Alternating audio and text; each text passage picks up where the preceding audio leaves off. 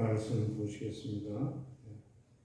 마태복음 14장 25절부터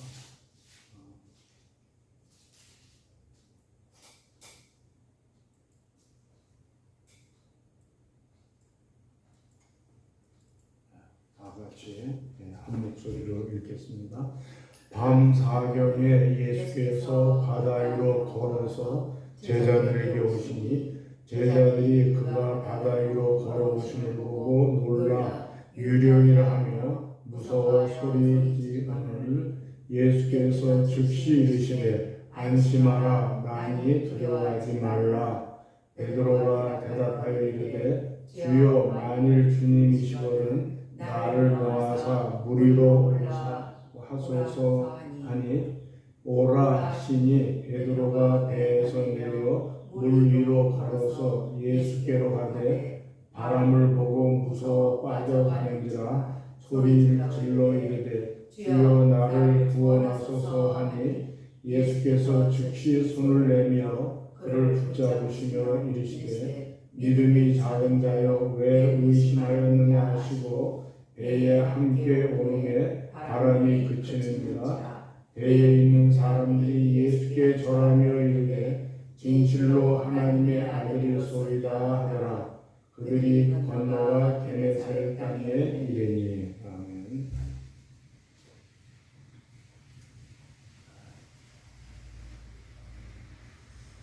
예수님께서 오병이어 기적을 이루신 다음에 제자들을 재촉하사 그 바다 건너편으로 가라. 본인은 이제 산으로 기도하러 그렇게 올라갔습니다. 갈릴리 바다가 여기 보세요. 갈릴리 바다 이제 이스라엘이 이렇게 생겼어요. 여기 지중해고 지중해 여기 이제 갈릴리 바다가 있고 요단강을 따라서 사해 바다가 있어요. 그래서 갈릴리 바다에서 물이 흘러서 요단강을 따라서 사해 바다로 흘러 들어가는데 사해 바다는 더 이상 내보내질 않아요. 이 지구상에서 제일 낮은 곳이 사해예요. 예수님이 이 세상에서 제일 낮은 곳에서 태어나셨어요. 마이너스 해발 400m니까 바다보다 400m나 낮아요. 그러니까 흘러갈 데가 없어요. 그래서 짠물이 돼가지고 여기는 완전히 소금물이 되고 갈릴리 바다는 계속 내려보내니까 고기들이 막 살아서 넘치는데 사실은 호수예요. 호수. 그래서 그 기적을 행하신 약간 구름, 산삼수훈이라고 그러죠. 산에서 이렇게 조금 높은 데서 내려다보면 반대편이 보여요. 그렇게 그러니까는 2시간 배로 2시간이면은 건너편에 갈 수 있는데 그날은 밤 사경이 될 때까지 갈릴리 바다 중간에 있는 거예요. 그러니까는 1경이 6시부터 9시, 2경이 9시부터 12시, 3경이 12시부터 3시, 4경이 3시부터 새벽 6시. 그러니까 4경이 제일 어두워요. 해가 뜨기 전에 그 3시, 밤 3시부터 제일 어두운 밤에 지금 2시간이면 갈 거리를 9시간 이상 바람과 사투를 벌이면서 지금 막 배가 흔들리고 막 풍랑이나 캄캄한 칠 같은 그 밤에 9시간 정도를 그 배에서 시달리면서 지금 제자들이 막 배가 깨지겠나 이거 큰일 났다 우리가 가라앉으면 이거 죽는데 하고 있는 그런 상황에서 예수님이 바다 위로 걸어오셨어요. 바다 위로 걸어오시니까 다들 26절에 보면 제자들이 그가 바다 위로 걸어오심을 보고 놀라 유령이라 하며 무서워하여 소리 지르거늘. 야 유령이 온다. 그리고 다 배에서 무서워가지고 지금 배에 이렇게 엎드려서 있는 그런 상황 가운데서 예수님이 안심하라, 나니 두려워 말라. 그런데 베드로는 달랐어요. 베드로는 자, 우리 한번 28절 읽어봅시다. 베드로 8절. 베드로가 대답하여 이르되 주여, 만일 주님이시거든 나를 명하사 무리로 오라 하소서 하니. 자, 제자들이 지금 배에서 무서웠어요, 안 무서웠어요? 노집사님 여기 보세요. 배에서 지금 제자들이 무서워하고 있어요, 안 무서워하고 있어요? 무서워요, 말. 근데 베드로는 이때 예수님에게 예수님, 저도 예수님처럼 물 위로 걸어가게 해주세요. 그렇게 말하는 거예요. 그러니까 예수님이 오라. 지금 물 위에 계세요. 예수님 물 위에 계시고 그 시력 같은 밤에 풍랑이 막 일어나는 그런 가운데 얼마나 무서워요, 바다가. 그런데 오라 하니까 베드로가 어떻게 했죠? 베드로가 뛰어내렸어요. 뛰어내렸어요. 바다로 오라 하시니 베드로가 배에서 내려 물 위로 걸어서 예수님께로 가는 거예요. 자, 베드로도 걸었어요, 안 걸었어요? 이게 물 위로 걸어서 누구에게 갔어요? 예수님께로 갔죠. 그러니까 베드로도 걸어본 거예요. 물 위를 막 걸어서 예수님에게로 가는데 가다가 빠졌어요. 다시 물이 쑥 내려갔어요. 왜 내려갔어요? 30절 같이 읽어봅시다. 바람을 보고 무서워 빠져가는지라 소리질러 이르되 주여 나를 구원하소서. 큰일 났어. 베드로 지금 막 빠져 내려가는 거예요. 자, 잘 걸어가다가 왜 물에 빠졌죠? 뭘 봤어요? 바람을 보고 무서워합니다. 예수님만 바라보고 갔을 때는 잘 걸어가는데 막 물이 출렁이고 바다 위를 이게 다른 걸 본 거예요. 그때 빠져내려간 거예요. 그때 예수님이 믿음이 붙잡아주면서 믿음이 작은 자여 왜 의심하였느냐 이렇게 말씀하고 있는 거예요. 자, 보세요. 지금 배에서 9시간이나 막 멀미하고 막 그냥 난리가 났어요. 그냥 무서워서 막 이러고 있는데 베드로는 물 위로 저도 걸어가게 해주세요.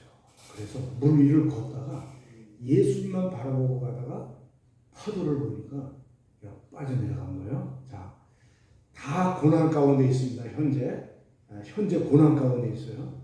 근데 베드로는 그 고난 가운데서 뭐를 체험했죠?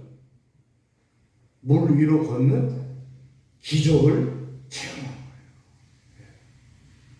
고난이 어떤 사람에게는 무서워서 벌벌 떠는 시간이 되지만 어떤 사람에게는 기적의 기회가 될 수 있는 줄로 믿습니다. 그래서 두려워하잖아요. 아무것도 못해요. 무서워서 저도 리터 태풍 그때 올 때 제가 그 여수에서 남해로 이제 배가 안 떠요. 태풍이 부니까 전기선이 뜨질 않는 거예요. 그래서 몰래 우리가 배를 모래배를 샀어요. 모래배를 사가지고 남해로 이제 들어가는 거예요.